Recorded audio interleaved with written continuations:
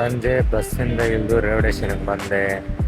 Railway ಸ್ಟೇಷನಲ್ಲಿ ಮಾತ್ರ ಇವತ್ತು ಹೆಂಗಿತ್ತಂತ rush ಕಾಲಿಕ್ಕಾಗಲ್ಲ, ಅಷ್ಟು ಜನ ಕ್ರೌಡ್ ಇತ್ತು. ರೀಸನ್ ಏನಂದರೆ ಎಲೆಕ್ಷನ್ ಇದೆಯಲ್ಲ 23ನೇ ತಾರೀಕು, ಅದಕ್ಕೆ ಫುಲ್ಲು ರಶ್ಶು. ಎಲ್ಲಿ ಯಾವ ಕಡೆ ಹೋಗೋಕ್ಕೂ ಆಗಲ್ಲ, ಆ ಥರ ರಶ್ ಇದೆ.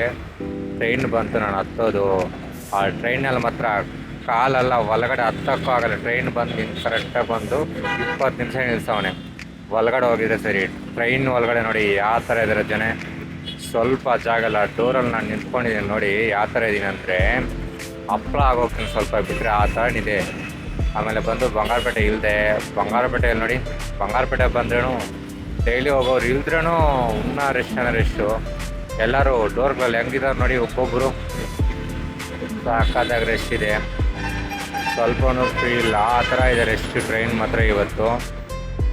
ಆದರೆ ಎಲೆಕ್ಷನ್ಗೆ ಹೋಗ್ತಾ ಇರೋದು ಮತ್ತು ಜನ ಸಾಕಾದಾಗ ಹೋಗ್ತಾರೆ, ಏನಾಗುತ್ತೋ ಗೊತ್ತಿಲ್ಲ ಎಲೆಕ್ಷನ್.